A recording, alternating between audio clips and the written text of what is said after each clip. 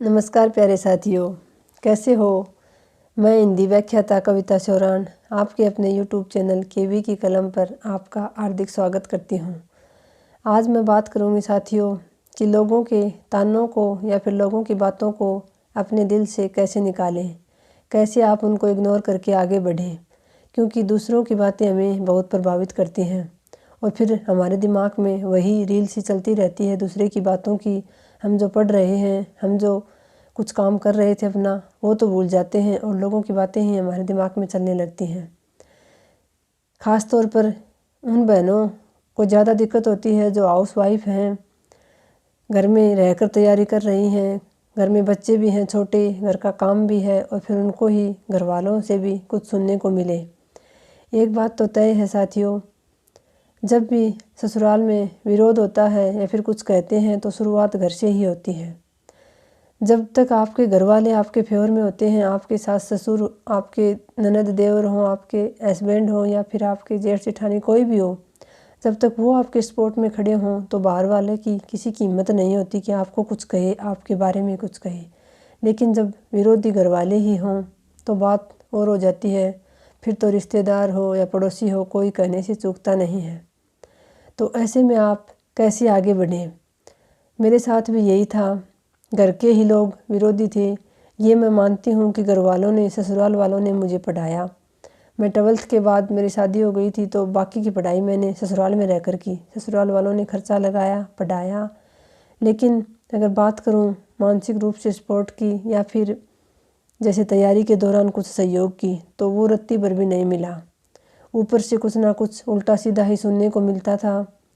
सारा काम करके घर का फिर पढ़ाई करती थी, फिर भी कोई पूछ लेता कि क्या तैयारी कर रही है, पढ़ रही है, तो यही बोला जाता कि पता नहीं, किताब तो लिए बैठी रहती है। ऐसे बोलते जैसे मैं सारे दिन किताब ही लिए बैठी रहती हूँ, जबकि मैं मेरा काम करती।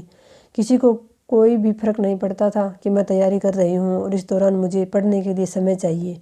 नहीं, किसी को कह भी देती कि ये काम आप कर लो, मैं पढ़ रही हूँ, तो ऐसा बोला जाता कौन सा टाइम लगेगा, 5 मिनट का काम है, कर लो, बाद में पढ़ लेना।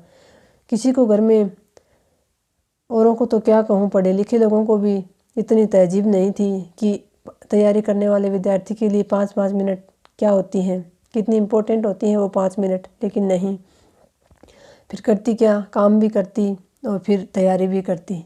किसी का कोई ये सहयोग नहीं था कि हाँ, ये इतनी बार असफल हो चुकी है, इसको मानसिक रूप से सहयोग की ज़रूरत है, इसको प्रेरणा देनी चाहिए कि हाँ तुम करो, तुम कर लोगी। नहीं, ऐसा कुछ नहीं था तो बस ये कि घर का काम भी कर ले सारा, एक मशीन मात्र समझा जाता था और कि बाद में सफल भी हो जाए। ये था कि तैयारी भी कर ले और घर का काम भी करती रहे। लेकिन साथियों फिर भी बहुत रोती थी, बहुत नुकसान कर लिया। मैंने जो झेला है वो मैं मेरी बहनों से कहना चाहूँगी कि किसी के कहने पर अपने खुद का नुकसान ना करें। मुझे पता था कि मैं जब सारा काम कर रही हूँ फिर भी मुझे कोई पूछने वाला नहीं है घर में कि मेरी तबीयत कैसी है, मुझे किस चीज़ की ज़रूरत है, मेरी भी कुछ आवश्यकताएं हैं, मुझे भी सम्मान चाहिए, मेरा भी कुछ अधिकार है ससुराल में। ऐसा कोई समझने वाला नहीं था। फिर भी मैं घर वालों की बातों का बुरा मान के मैंने खुद का इतना नुकसान किया कि मेरे सर में दर्द रहता है, टेंशन में मैंने बीमारी पाल ली अपने शरीर में। किसी का कुछ नहीं बिगड़ा। कहने वाले पहले भी कहते थे, अब मैं आत्मनिर्भर हो गई हूँ तो अब भी कहेंगे। घर वालों की नज़र में मैं पहले सिर्फ घर का काम करने की मशीन थी और अब उनको ये लगता है कि हाँ, कमा कर भी यही लाएगी, अब मैं कमाने की भी मशीन बन गई हूँ। बाकी अगर मैं ये कहूँ कि अब कुछ परिवर्तन हो गया है तो ऐसा कुछ नहीं है। घर का माहौल सेम वैसा ही है और वैसा ही रहेगा। मैं ही बेवकूफ़ हूँ जो किसी से उम्मीद कर लेती हूँ कि मुझे सम्मान मिलेगा या फिर कोई मेरी कदर करेगा। ऐसा कुछ है नहीं। तो जिन बहनों के ससुराल में मेरे ससुराल जैसा माहौल है, उनसे मैं ये कहना चाहूँगी, अगर उनके लिए बहुत अधिक ज़रूरी नहीं है, उनको कोई सपोर्ट नहीं कर रहा है, उनके बच्चों की पढ़ाई अच्छी स्कूल में हो रही है, उनकी ज़रूरतें पूरी हो रही हैं और उनकी खुद की आवश्यकता पूरी हो रही है, तो वो, अगर उनका मन नहीं है तो तैयारी के झंझट में ना पड़े। अपने बच्चों पर ध्यान दें, खुद पर ध्यान दें, उनके साथ समय बिताएं, उनको पढ़ाएं, उनको अच्छे संस्कार दें। लेकिन जिन बहनों को ये लगता है कि उनकी आवश्यकताएं ही पूरी नहीं हो रही हैं घर में, उनके बच्चों को भी ज़रूरत है और बहनें खुद भी कुछ करना चाहती हैं, आत्मनिर्भर बनना चाहती हैं, तो उनसे मैं यही कहूँगी, फिर किसी से उम्मीद करके तैयारी मत शुरू करना कि आपको कोई सपोर्ट करेगा। करो तो खुद के दम पर करो। फिर जैसा कि कई बार मैं वीडियो देखती हूँ, एक बार सर्वोत्तम एकेडमी पर देखा था एक वीडियो एक बहन का, वो कह रही थी कि घर में मुझे इतना सपोर्ट मिलता था, 15-16 घंटे पढ़ लेती थी मैं, और सारा काम मेरी सास और मेरे हस्बैंड ही करते थे। यहाँ तक कि वो बोल रही थी बहन कि मेरा तो मुझे टेस्ट दिलाने के लिए भी लेके जाते थे, वहाँ से टेस्ट का रिज़ल्ट हो या फिर कोई बुक्स ला के देनी हो देख के कि कौन सी बुक्स अच्छी, सारा काम मुझे घर पे ही मिलता था। मैं तो 15-16 घंटा पढ़ती थी। मेरे बच्चे भी मेरी सास और मेरे हस्बैंड ही रखते थे। एक कल परसों वीडियो सुना था एक GS हिंदी क्लासेज पर, जो बहन लगी है वो कह रही थी कि मुझे तो खाना बनने के बाद बोला जाता था कि खाना बन गया खा लो, बाकी सारा काम का मुझे नहीं पता कैसे बनता था। तो उनकी जब वीडियो देखती हूँ तो दिल में कुछ दर्द सा ज़रूर होता है। ये महसूस होता है कि काश मुझे भी इतना सपोर्ट मिलता।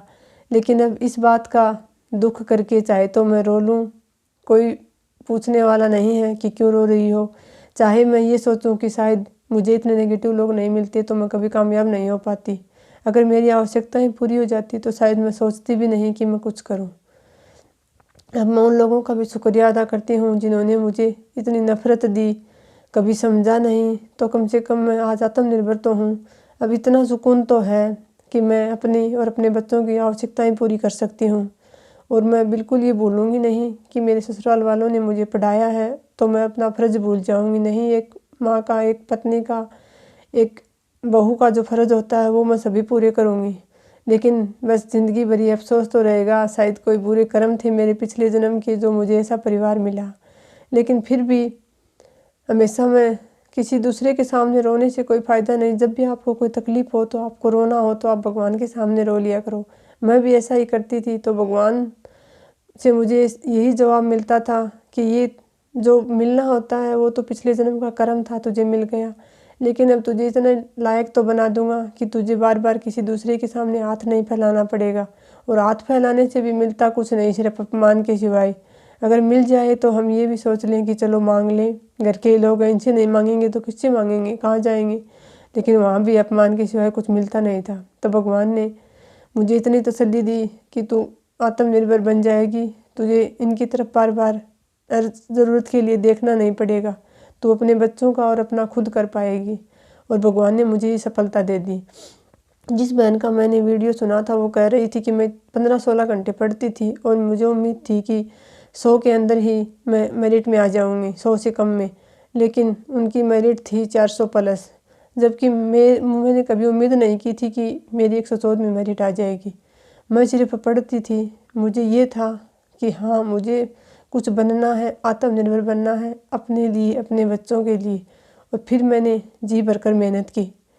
कभी मैं 15-16 घंटे नहीं पढ़ पाई, बीच में घर का काम भी होता था और कोई मदद करने वाला था नहीं। हाँ मेरे बच्चे ज़रूर मेरी बहन रखती थी, वो उसके पास रहते थे, वो मेरे पास नहीं थे। पर बाकी घर का काम, पशुओं का काम सारा था, वो करके मैं तैयारी करती थी।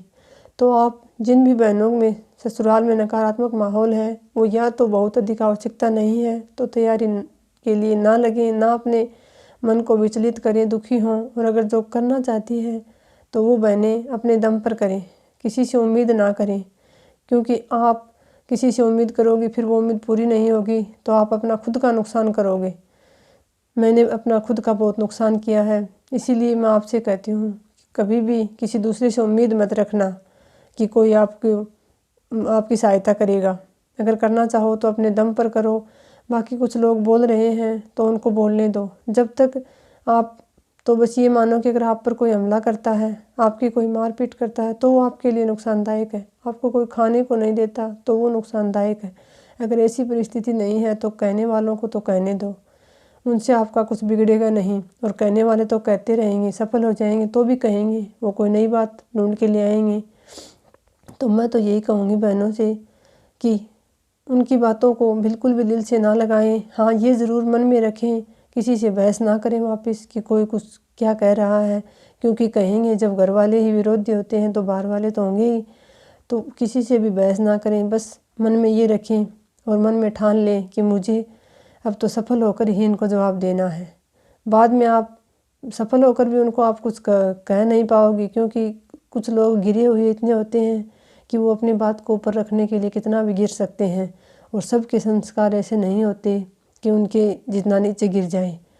तो बस यही है, कहने वाले तो कहते रहेंगे। अपने इष्ट देव पर विश्वास रखो, भरोसा रखो, खुद पर भरोसा रखो। और अगर सफल होना चाहती हो, खासकर मेरी बहनों से ही कहूँगी, क्योंकि लड़कियों को ही ज़्यादा सुनने को मिलता है और वो ज़्यादा महसूस भी करती हैं। तो मैं ये कहूँगी, बस मेरा आपसे अपने अनुभव साझा करने का इतना सही उद्देश्य है कि मैंने जो गलती की वो मेरी और बहनें ना करें, और अगर कुछ कर रही हैं तो अपने बलबूते पर करें, किसी से कोई उम्मीद ना रखें। क्योंकि मैंने जो गलती की है, अगर मेरी इस गलती से कोई सीख लेकर कोई बहन उस गलती से बच जाए तो ये मेरे लिए बहुत बड़ा सौभाग्य होगा।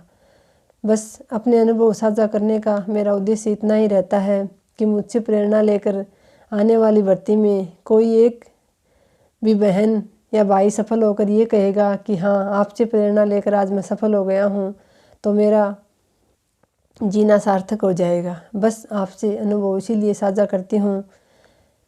तो मिलते हैं फिर कभी, मिलते हैं किसी नए वीडियो में। आज की वीडियो में इतना ही। धन्यवाद। जय हिंद।